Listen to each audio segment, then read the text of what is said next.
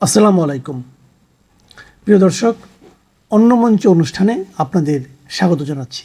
ওয়াকার বাহিনী তার মানে আয়নাঘর ব্যবস্থা চালু রেখেছে? এতদিন ধরে সেনা হেফাজতে শুধুই কি শিরিন শারমিন চৌধুরী আটক ছিলেন, নাকি এই যে যাদের নাম দেওয়া হচ্ছে তাদের কাকে বিদেশ যেতে দেওয়া হবে, কাকে জেলে নেওয়া হবে, কাকে কত মাস আটকে রাখা হবে, তার বিনিময়ে একটা বড় ধরনের ব্যবসা চলছে বাংলাদেশ সেনাবাহিনীর ভেতরে, সেনা হেফাজতে। এবং এই ব্যক্তিদেরকে ভয়াবহ শারীরিক মানসিক নির্যাতন করা হচ্ছে, এবং স্পিকার শিরিন শারমিন চৌধুরীর মতো অনেকের ক্ষেত্রে সেটা সপরিবারে ঘটছে। আসসালামু আলাইকুম এবং আদাব। বাংলাদেশে শেষ গিয়েছিলাম ২০২৩ সালের নভেম্বরে এবং আমার একটি বইয়ের মোড়ক উন্মোচন করবার কথা ছিল জাতীয় সংসদের সেই সময়ের স্পিকার ডক্টর শিরিন চৌধুরী ৩০শে নভেম্বর। কিন্তু আসন্ন জাতীয় সংসদ নির্বাচনের মনোনয়ন জমা দেওয়ার কারণে তিনি ৩০শে নভেম্বর এই প্রোগ্রামটি অ্যাটেন্ড করতে পারবেন না বলে জানালে আমরা সেই প্রোগ্রামটি পিছিয়ে নিই। হ্যাঁ, এটা পরে আমরা এটা পিছিয়ে ১ তারিখ বা ২ তারিখে করি ডিসেম্বরের। সেদিন ছিল শনিবার। তো আমার বইয়ের মোড়ক উন্মোচনটি হয়েছিল লা মেরিডিয়ান হোটেলে। তিনি এসেছিলেন। তিনি অতিথিদের মধ্যে একমাত্র তিনিই বক্তব্য রেখেছিলেন আর আমি লেখক হিসেবে কথা বলেছিলাম। তার অসাধারণ বাগ্মিতা এবং তার যে কনটেন্ট, স্পিচের কনটেন্ট, আমি এতটাই মুগ্ধ হয়েছিলাম। এমনি তিনি আমাদের একাডেমিক্যালি ১ বছরের জুনিয়র। একই সময়ে আমি যখন ঢাকা মেডিকেলে পড়তাম, উনি রাস্তার ওপারে ল ডিপার্টমেন্টে পড়তো। তিনি ছাত্রী হিসেবে অনেক আলোচিত ছিল এবং তিনি ঢাকা বোর্ডে হিউম্যানিটিস গ্রুপে এসএসসিতে ফার্স্ট এবং এইচএসসিতে সেকেন্ড হয়েছিলেন। মেধার এই বিষয়টা নিয়ে আমি আলোচনা করতে চাই না, কারণ মেধাবী মানুষ অনেকেই আছেন। তিনি এক্সট্রাঅর্ডিনারিলি ব্রিলিয়ান্ট, এটা ঠিক আছে। তার বাবা বঙ্গবন্ধুর আমলে সচিব ছিলেন, তার মা ঢাকা কলেজের অধ্যক্ষ ছিলেন। অর্থাৎ তিনি একটা সম্ভ্রান্ত পরিবার যাকে বলে, মেধাবী ছাত্রী যাকে বলে, এবং অত্যন্ত ভদ্র মানুষ। যারা তার সম্পর্কে জানেন যে তিনি একজন ক্লিন পলিটিশিয়ান বাংলাদেশের, তাকে আমরা বলতে পারি।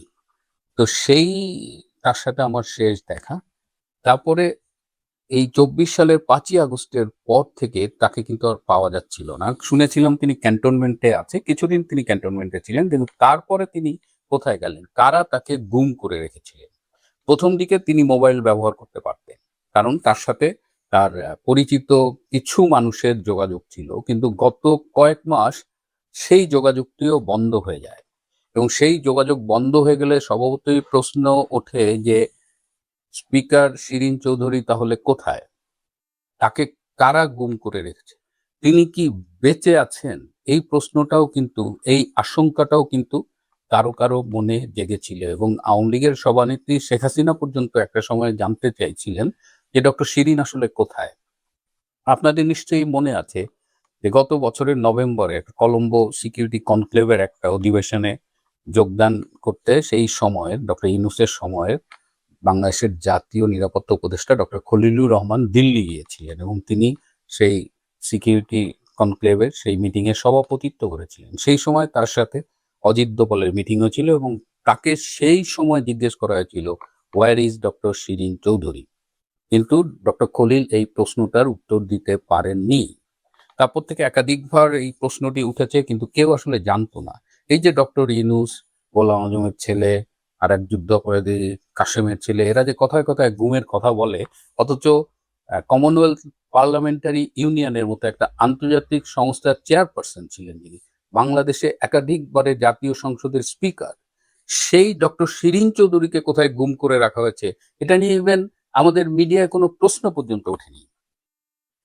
তো স্বভাবতই যখন গতকাল ডক্টর খলিল ভারতে গেলেন, তখন এই প্রশ্নটির যেন মুখোমুখি না হতে হয়, সেই কারণেই এই নাটকটা ওই দিনই ঘটানো হলো যেদিন ডক্টর খলিল ভারতে গেছেন, যাতে ডক্টর খলিলকে আর জিজ্ঞেস না করা হয় যে ডক্টর শিরিন কোথায়। কারণ এখন তো আমরা জানি যে ডক্টর শিরিন কোথায়, কোথায় তিনি ছিলেন, তাকে কোথায় গুম করে রাখা হয়েছিল। এ ব্যাপারে কিছু অভিনব তথ্য আমার কাছে এসেছে যে তাকে গুলশানে একটি সেফ হোমে অলমোস্ট গৃহবন্দী করে রাখা হয়েছিল এবং সেই সময় তাকে নিয়মিত খাবার প্রদান করা হতো না, তার নিয়মিত ওষুধ দেওয়া হতো না। আপনারা জানেন যে ৫ই আগস্টের রেজিম চেঞ্জের পরে এই ডক্টর শিরীন চৌধুরী কিন্তু বিদেশে চলে যেতে চেয়েছিলেন। তিনি পাসপোর্টের জন্য আবেদন করেছিলেন, তিনি ফিঙ্গারপ্রিন্ট পর্যন্ত দিয়েছিলেন, কিন্তু সেই সময় তাকে পাসপোর্ট দেওয়া হয়নি, বরং উল্টো তাকে গুম করে রাখা হয়েছে। এবং তার কিছু শারীরিক প্রবলেম ছিল, আর্থ্রাইটিসের প্রবলেম, যেখানে তার হাঁটতে সমস্যা হতো। একজন মানুষের রোগের বৃত্তান্ত আসলে বলা উচিত না, এটা খুব প্রাইভেসি এবং কনফিডেন্সিয়াল একটা ব্যাপার, কিন্তু আমার মনে হয় যে এখানে এটুকু বলা যেতে পারে যে এই যে ১.৫ বছরের বেশি সময় ধরে তাকে গুম করে রাখা হয়েছিল, এই সময় তার যে এক্সিস্টিং অসুখগুলো ছিল সেগুলো তো বেড়েছেই, তার কিডনির কিছু সমস্যা ছিল, সেগুলো আরো প্রকট আকার ধারণ করেছে, এবং এর সাথে তার কিছু চর্মরোগ, স্ক্যাবিসের মতো কিছু অসুখও আরো খুব খারাপ অবস্থার দিকে গেছে। আপনারা সেটা নিশ্চয়ই দেখেছেন, তাকে যখন আদালতে ওঠানো হয়েছে, তার মুখ, তার মলিন মুখটা দেখে আপনারা নিশ্চয়ই বুঝতে পেরেছেন যে তাকে কি অবস্থায় রাখা হয়েছিল। এবং তিনি আদালত প্রাঙ্গণ থেকে বেরিয়ে এসে পুলিশের বেষ্টনীর মধ্যে কিন্তু পড়ে গিয়েছিলেন। মানে একটা মানুষ, এবং যে জীবনযাপন করেছেন, একজন পিওর ভদ্র মহিলা যাকে বলে, তাকে শুধু গৃহবন্দী করেননি, সব পৃথিবীর থেকে আলাদা করেছেন, গুম করে রেখেছেন, এবং তাকে ঠিকমতো খাওয়াটা পর্যন্ত দেননি। চিকিৎসা তো অনেক পরের বিষয়। তো আজকে এই যে ভারতের কাছে বিব্রতকর যেন প্রশ্নের মুখোমুখি না হতে হয়, এই জন্য এই টাইমিংটা, অনেকেই বলছেন যে খলিলকে বিব্রত করা হলো এই অ্যারেস্টটা করে। আসলে তা না, খলিলকে একটা রিলিফ দেওয়া হয়েছে, কিন্তু এই 18 মাসে কি শুধু তাকে গৃহবন্দী করে রাখা হয়েছিল?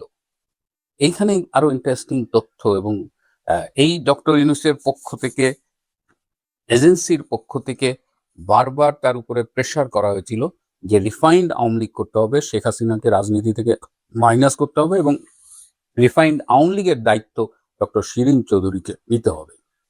যতবার ডক্টর শিরীনের কাছে এই প্রস্তাব গেছে, ডক্টর শিরীন প্রতিবার অনড় থেকে একটি কথাই বলেছেন যে বঙ্গবন্ধুর রাজনীতির উত্তরাধিকার হলেন শেখ হাসিনা এবং শেখ রেহানা, এবং তিনি কোনো অবস্থাতেই শেখ হাসিনার নেতৃত্বের বাইরে যাবেন না, এবং এর জন্য যদি তার মৃত্যুবরণ করতেও হয় তাও তিনি হাসি মুখে মেনে নেবেন, যে কোনো পরিস্থিতি তিনি মেনে নেবেন, তবুও রিফাইন্ড আওয়ামী লীগ নামের কোনো অবৈধ অন্যায়ের সাথে তিনি নিজেকে সম্পৃক্ত করবেন না।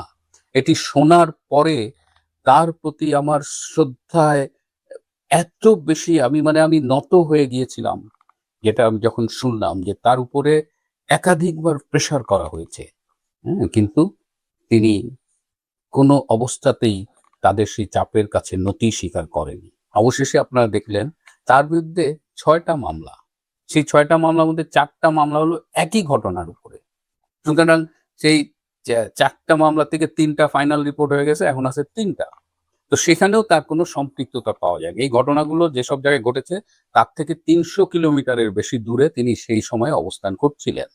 তাহলে এখন এই লালবাগ না কোথায়কার কোন একটা বাচ্চা ছেলে, তাকে হত্যা চেষ্টার সাথে নাকি তিনি জড়িত ছিলেন। মানে এরকম একটা হাস্যকর মামলা দিয়ে তাকে, তার জন্য আবার 2 দিনের রিমান্ডও চেয়েছিল আমাদের পুলিশ। যাই হোক, আদালত তাকে কারাগারে পাঠিয়েছে। তো এখন এই যারা আওয়ামী লীগকে ধ্বংস করে দেবেন, রিফাইন্ড আওয়ামী লীগ করবেন, এ ধরনের দিবাস্বপ্ন নিয়ে বা এ ধরনের ব্যর্থ মিশন নিয়ে মাঠে আছেন, তাদের কাছে এই শিরীন চৌধুরী কিন্তু দেখিয়ে দিয়েছেন যে এত নির্যাতন, এত কষ্টের মধ্যেও কিন্তু মাথা নত করেনি। এবং শিরীন চৌধুরী একা না, আওয়ামী লীগের অধিকাংশ, প্রায় সবাই এরকমই, এই এলিমেন্ট দিয়েই গড়া। ডক্টর শিরীন চৌধুরীর অবিলম্বে মুক্তি চাই। রাজনীতিকে শুদ্ধ ধারায় অচিরেই ফিরিয়ে আনা হোক। যদি না আনা হয় তবে তার জন্য বর্তমান ক্ষমতাসীনদের কি পরিমাণ মাশুল দিতে হবে, তারা হয়তো ক্ষমতায় থেকে আজ অন্ধ হয়ে সেটা অনুধাবনও করতে পারছেন না। বাংলাদেশে 2007 সালের 1/11 সরকারের সময় সেনা হেফাজতে নিয়ে বর্তমান প্রধানমন্ত্রী তারেক রহমানকে নির্যাতনের অভিযোগে যখন সেনা কর্মকর্তাদের গ্রেফতার করা শুরু হয়েছে, তখন বাংলাদেশের সাবেক স্পিকার শিরীন শারমিন চৌধুরী এক রহস্যময় হেফাজত থেকে বেরিয়ে এসেছেন।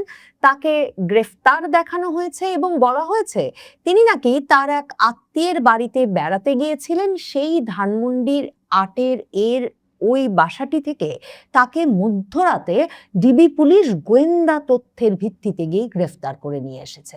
বাংলাদেশের কেউই পুলিশের দেওয়া এই গল্প বিশ্বাস করছে না। মানে ডিবি পুলিশ যতই বলুক যে তিনি আত্মীয়ের বাড়িতে সেদিন সন্ধ্যায় বেড়াতে গিয়েছিলেন আর তারা তখনই গোয়েন্দা তথ্যের ভিত্তিতে তাকে গিয়ে গ্রেফতার করে নিয়ে এসেছেন, সকলের মনেই সন্দেহ যে তিনি আইন শৃঙ্খলা রক্ষাকারী বাহিনীর কোনো একটি পক্ষের হেফাজতে এতদিন ধরে এক রকমের বন্দি জীবন কাটিয়েছেন এবং তিনি যে শারীরিকভাবে একেবারে ভেঙে পড়েছেন, মানসিকভাবে বিপর্যস্ত, সেসব স্পষ্ট ছিল তাকে আটকের ছবিতে। সে ছবি দেখে কখনোই মনে করবার কোনো উপায় ছিল না যে এই শিরিন শারমিন চৌধুরী সন্ধ্যাবেলা মানে স্বাভাবিকভাবে মনের আনন্দে কোনো আত্মীয়ের বাড়িতে বেড়াতে গেছেন আর সেখান থেকে তাকে পুলিশ গভীর রাতে গ্রেফতার করে ফেলেছে। শিরিন শারমিন চৌধুরী 5ই আগস্ট দুপুর থেকে গভীর রাত পর্যন্ত আওয়ামী লীগের সাবেক প্রতিমন্ত্রী জুনায়েদ আহমেদ পলক সহ আওয়ামী লীগের আরো কয়েকজন শীর্ষ নেতা সহ 12 জনকে নিয়ে জাতীয় সংসদ ভবনের একটা কক্ষে রাত 2:30টা পর্যন্ত পালিয়েছিলেন। সেটা কিন্তু জুনায়েদ আহমেদ পলক আদালতে তার সাক্ষ্যে বলেন এবং তারপর তিনি বলেছিলেন আদালতে দাঁড়িয়ে যে ওখান থেকেই তাদেরকে মানে জুনায়েদ আহমেদ পলক, শিরিন শারমিন চৌধুরী সহ ওই 12 জনকে সেনাবাহিনী তাদের হেফাজতে নিয়ে গিয়েছিল। জুনায়েদ আহমেদ পলককে ওই যে এর পরপরই এয়ারপোর্টে তিনি মানে 5ই আগস্ট সরকার পতন হয়েছে, দুদিন পর তিনি নাকি নেপাল যাওয়ার উদ্দেশ্যে গটগট করে হেঁটে এয়ারপোর্ট চলে গেছেন এবং সেখান থেকে তাকে গ্রেফতার করে আনা হলো। সেটা যেমন বিশ্বাসযোগ্য হয়নি, মানে জুনায়েদ আহমেদ পলক নিজ ইচ্ছায় এয়ারপোর্টে গিয়ে গ্রেফতার বরণ করেছেন সেটা যেমন বিশ্বাসযোগ্য হয়নি, যেমন সে সময় আগস্ট মাসেই সালমান এফ রহমান আর আনিসুল হককে যে গ্রেফতার করা হয়েছিল তারা নাকি নৌপথে পালিয়ে যাওয়ার উদ্যোগ নিয়েছিলেন। দেখা গেল তারা ক্লিন শেভ অবস্থায় দুজনে মানে সালমান এফ রহমান আর আনিসুল হক অবিকল একই লুঙ্গি একই গেঞ্জি পরে সদরঘাটের এক নৌকায় বসে আছেন আর বাংলাদেশের অতি তৎপর পুলিশ আবারও গোয়েন্দা তথ্যের ভিত্তিতে তাদের গিয়ে সেখান থেকে গ্রেফতার করে আনলো। ওই নাটকগুলো যেমন বিশ্বাসযোগ্য হয়নি, শিরিন শারমিন চৌধুরীর নাটকটাও কেউ বিশ্বাস করছে না, বিশেষ করে সে কারণে যে 2025-এর মেতে হাসনাত, সার্জিস, আসিফ মাহমুদদের নানা রকম মানে প্রতিবাদ, বিক্ষোভ এবং মন্তব্যের জেরে যখন সেনাবাহিনী শেষ পর্যন্ত একটা তালিকা দিয়েছিল যে কাদেরকে তারা সেনানিবাসে আশ্রয় দিয়েছিল 5ই আগস্টে এবং সেখানে তারা 626 জনের একটা তালিকা দেয় যেখানে তারা 578 জনের নাম পরিচয় প্রকাশ করে আর বাকি অন্যদের নাম পরিচয় প্রকাশ করা হয় না, কারণ বলা হয় এরা বিভিন্ন ব্যক্তিদের স্ত্রী সন্তান। সেখানেও কিন্তু স্পিকার শিরিন শারমিন চৌধুরীর নাম ছিল। সেখানে সেনাবাহিনী যে তালিকাটা দিয়েছিল 5ই আগস্ট তারা নাকি জীবন বাঁচাতে যাদেরকে আশ্রয় দিয়েছিল সেখানে তারা সাবেক স্পিকার শিরিন শারমিন চৌধুরীর নাম দিয়েছিল, ডেপুটি স্পিকার শামসুল হক টুকু, সাবেক প্রধান বিচারপতি ওবায়দুল হাসান, আপিল বিভাগের বিচারপতি ইনায়েতুর রহিমের নাম দিয়েছিল। এখন প্রশ্ন হচ্ছে শামসুল হক টুকু এরপর গ্রেফতার হয়ে গেলেন ডেপুটি স্পিকার, তাহলে স্পিকার শিরিন শারমিন চৌধুরীকে গ্রেফতার করা হলো না কেন? মানে স্পিকার শিরিন শারমিন চৌধুরীকে সেনা বাহিনী কেন চলে যেতে দিল? মানে ফ্যাসিস্টের সকল দোসরকেই তো গ্রেফতারের দাবি ছিল। ওই তালিকা দেখলে প্রশ্ন জাগে যে স্পিকার শিরিন শারমিন চৌধুরী কোথায় ছিলেন। তার আরো বড় কারণ যে যেসব পুলিশ সদস্যদের নাম আছে, আওয়ামী লীগের যেসব সাবেক সংসদ সদস্যদের নাম আছে, মানে নাম আছে হুইপ ইকবালুর রহিমের, সংসদের এমপি কাজী নাবিল আহমেদ, নাজমা আক্তার, রাশিবুল হাসান রিপু, এরকম এম এ লতিফ, ছাত্রলীগের সাবেক সাধারণ সম্পাদক তানভীর হাসান সৈকত, এদের নাম আছে। পলক গ্রেফতার হয়েছেন, তানভীর হাসান সৈকত গ্রেফতার হয়েছেন, শাহজাহান খান গ্রেফতার হয়েছেন ওই তালিকা থেকে, সংসদ সদস্য সুমন গ্রেফতার হয়েছেন, যারা গ্রেফতার হন নাই, যাদের অনেকে এখন ভারত চলে গেছেন, আমেরিকা চলে গেছেন, তারা কি করে গেছেন?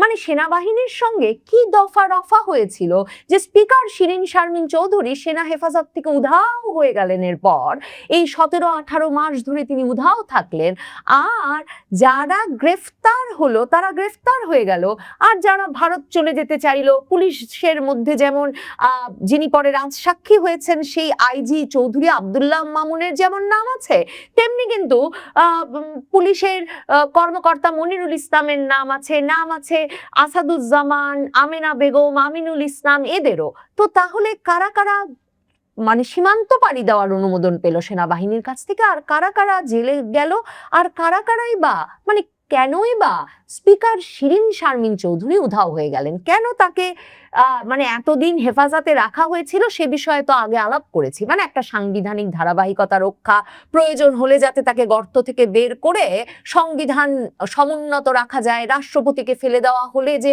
স্পিকারই সবচেয়ে গুরুত্বপূর্ণ হবেন, কিংবা তারেক রহমান যেমন একটা খেলাধুলার মাধ্যমে তার বানানো নিয়ম নীতিতে সভাপতি পদে বসিয়ে খন্দকার মোশাররফকে স্পিকার আর ডেপুটি স্পিকার নির্বাচন করে সংসদটা শুরু করেছেন, সেগুলো না করা গেলে স্পিকার হিসেবে শিরীন শারমিন চৌধুরী প্রয়োজনীয় হয়ে পড়তেন। কিন্তু কোথায় তাকে এতদিন আটকে রাখা হলো? সংবাদ মাধ্যমে এমন একটা কথা চাউর করা হয়েছিল কিন্তু যে তারা নাকি, সংবাদ মাধ্যম নাকি সংসদ সচিবালয়, সংসদ ভবন এলাকায় স্পিকারের বাসভবনের কর্মকর্তা কর্মচারীদের কাছ থেকে খবর নিয়ে এটা জেনেছে যে স্পিকার তার স্বামী এবং ছোট ছেলেকে নিয়ে তিনি একটা সাধারণ গাড়িতে করে 5ই আগস্ট দুপুরে বেরিয়ে গেছেন এবং তারপর থেকে তিনি অজ্ঞাত স্থানে আছেন।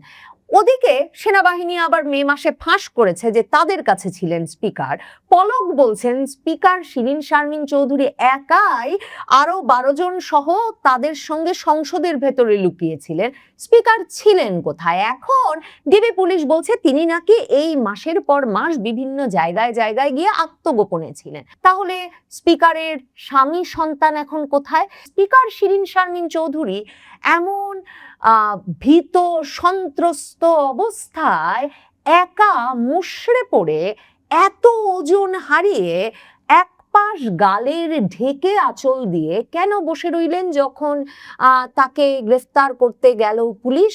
মানে তাদের সঙ্গে কোনো আলাপ আলোচনাও হলো না। স্পিকারের স্বামী কোথায়? মানে শিরীন শারমিন চৌধুরীর স্বামী কিংবা তার যে ছোট ছেলে, তারা কোথায়?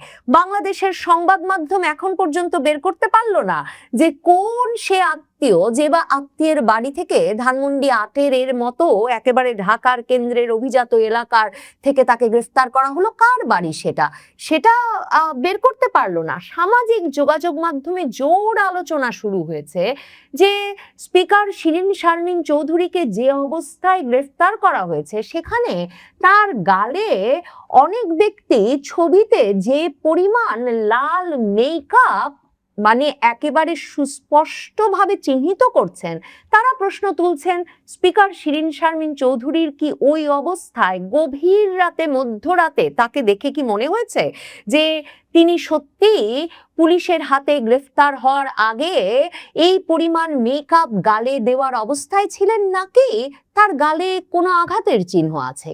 এই প্রশ্নও কিন্তু সামাজিক যোগাযোগ মাধ্যমে উঠছে।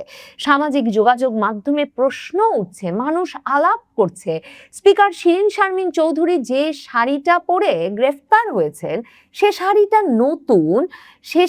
নতুন, তার প্রমাণ যে নতুন শাড়ি পরবার আগে মানে আঁচলটা সেলাই করে নিতে হয়, সেই শাড়িতে আঁচল সেলাই করা নাই। সত্যি শিরীন শারমিন চৌধুরী তার আত্মীয়ের বাড়ি বেড়াতে গিয়েছিলেন, সেখান থেকে গ্রেফতার হলেন এবং সেখান থেকে তিনি যখন বের হচ্ছেন তখন এমন একটি নতুন শাড়ি পরে বের হলেন যখন কিনা তিনি নাকি ডিবির ভাষ্যমতে পালিয়ে পালিয়ে জীবনযাপন করছিলেন এত কয় মাস, যে তার শাড়িটার আঁচলটা পর্যন্ত সেলাই করা যায়নি। শিরীন শারমিন চৌধুরী কার হেফাজতে ছিলেন? কেন তাকে শারীরিক মানসিকভাবে বিপর্যস্ত অবস্থায় গ্রেফতার করা হলো গভীর রাতে, মধ্যরাতে, এমন সময়ে? সে প্রশ্নের উত্তর বের করা তো জরুরি। মানে তারেক রহমান 1-11 সময় তার গায়ে হাত তোলার বিচার করবেন সেনা হেফাজতে নিয়ে, কিন্তু সেনা হেফাজতে নিয়ে রাজনৈতিক নেতৃবৃন্দের উপর নির্যাতন চলতে থাকবে? শিরীন শারমিন চৌধুরীকে কি স্বামী সন্তান সহ আয়নাঘরে আটকে রেখেছিলেন ওয়াকার সাহেব? ওয়াকার বাহিনী তার মানে আয়নাঘর ব্যবস্থা চালু রেখেছে এতদিন ধরে সেনা হেফাজতে? শুধুই কি শিরীন শারমিন চৌধুরী আটক ছিলেন, নাকি এই যে যাদের নাম দেওয়া হচ্ছে তাদের কাকে বিদেশ যেতে দেওয়া হবে, কাকে জেলে নেওয়া হবে?